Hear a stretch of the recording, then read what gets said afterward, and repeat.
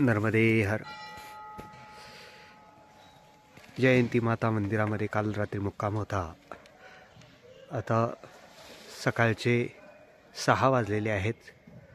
काल रात्री थोडासा पाऊसही इथं पडलेला आहे आणि आता 6 वाजलेले आहेत. पामाखेडीला जाण्यासाठी लकडकोटच्या जंगलातून जायचं आहे. घनदाट जंगल आहे. आपण लकडकोटच्या जंगलाकडे निघालेलो आहोत. अतिशय घनदाट जंगल आहे. आपण निघालेलो आहोत. आता तिकडे पाहू यामध्ये कोणते कोणते ठिकाणं लागतात काय नाही ते. एका याच्यामध्ये सर्वांच्या सोबत या झाडीतून जायचं आहे. एकट्याने जायचं नाही असं सांगितलं जातं. त्यामुळे सर्वांच्या सोबतच हे 15-20 किलोमीटरची झाडी ही पूर्ण करायची आहे. मी निघालेलो आहे. माझ्याही मागे पुढे परिक्रमावासी आहेत. नर्मदे हर. आपण पुढे निघूया, पुढे पाहूया. लकडकोटच्या झाडीतून निघालेलो आहे पामाखेडीसाठी. जयंती माता मंदिरातून आत्ताच निघालो आहे. सकाळचे 6-6:30 झालेले आहेत. मागे पण परिक्रमावासी आहेत, पुढे पण आहेत.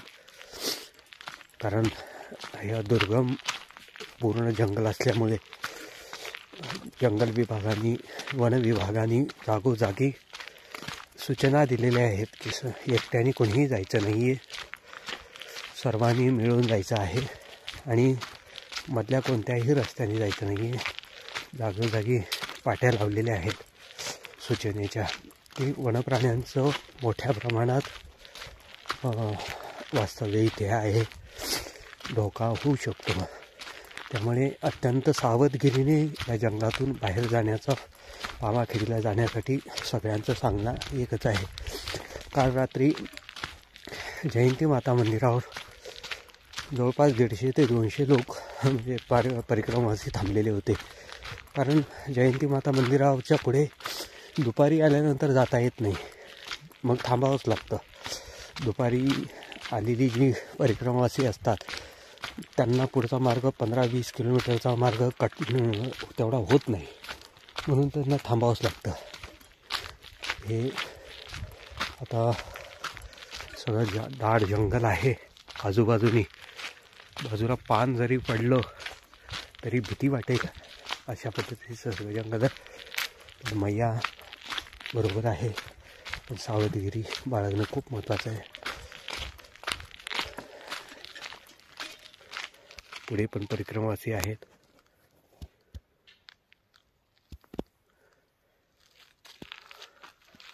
मागे पण परिक्रमावासी आहेत. असं जंगल आहे. ही लकडकोटची झाडी. पोहोचलोय आता झाडीमध्ये. नर्मदा मैयाच्या कृपेने परिक्रमा चालू आहे. आणि झाडीमध्ये पहा अशा पद्धतीने असे माचन केलेले आहेत.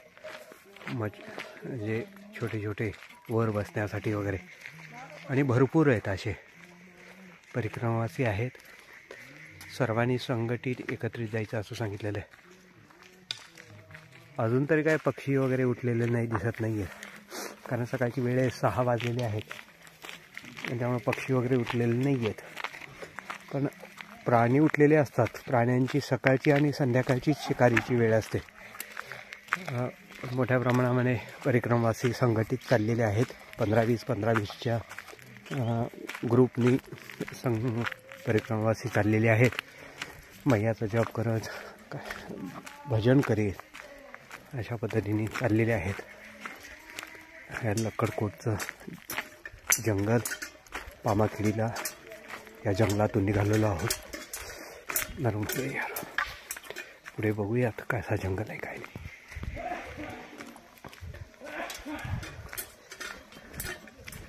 अतिशय दाट जंगल आहे. अर्जुनाची खूप मोठी मोठी वृक्ष आहेत. खूप मोठी वृक्ष आहेत. अर्जुन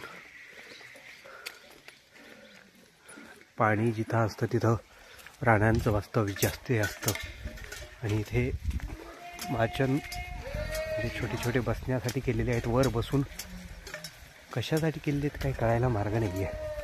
पण काहीतरी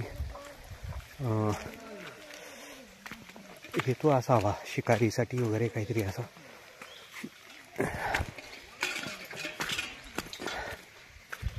अतिशय थंडी आहे. काल पाऊस पडल्यामुळे थंडीचं प्रमाण वाढलेलं आहे थोडं.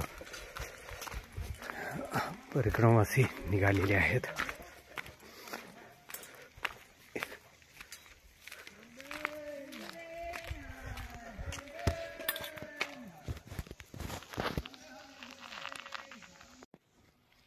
लक्कडकोटचं जंगल, लक्कडकोटची झाडी, दाट जंगल आहे. पूर्ण